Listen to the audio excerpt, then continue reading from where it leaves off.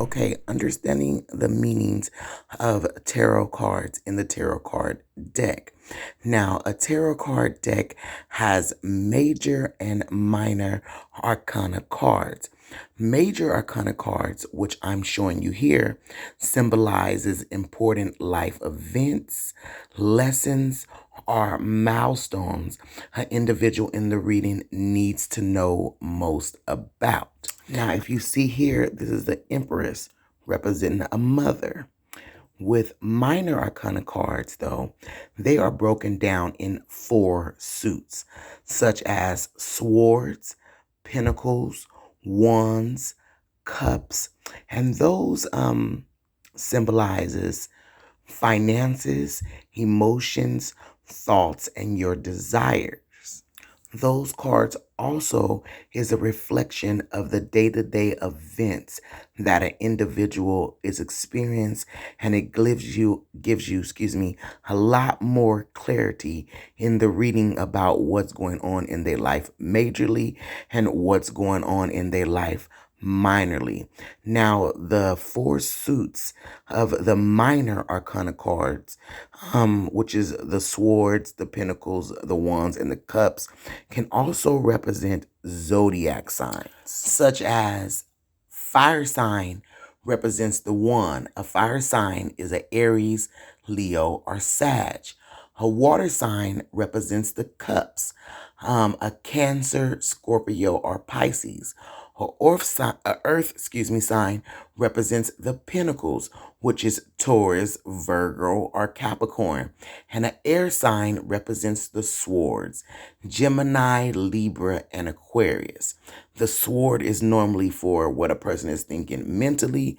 The pentacles is what a person is experiencing financially. The cups is what a person is feeling emotionally.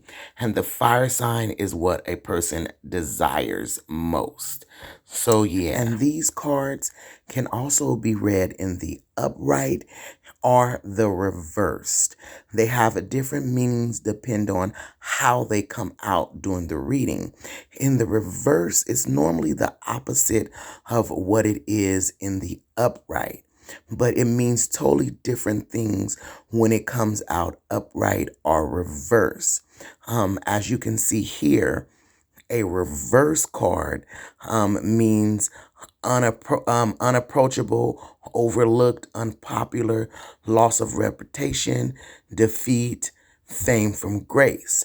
But in the upright, it means public recognition, victory, winning significantly over battles, progress, achievements, praise, rewards. So as you can see here, they have opposite meaning of each other. And you can also see this with the Lover's card.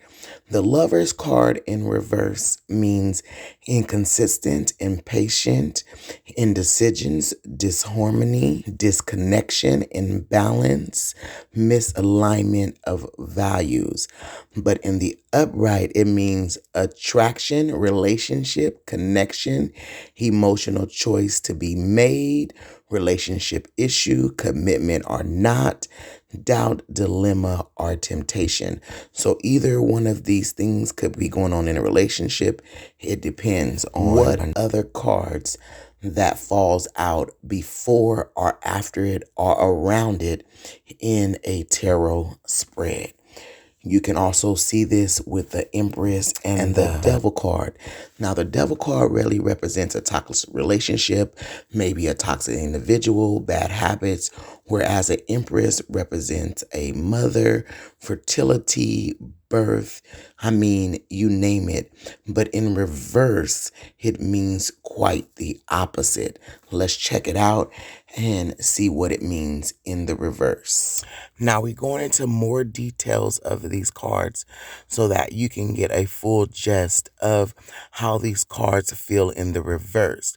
Here you do have the Devil card. As I stated before, the Devil card represents, a toxic person or a toxic relationship. And in the reverse, it means that a person will be detaching or breaking free or claiming their power back from their either toxic ways or a toxic relationship.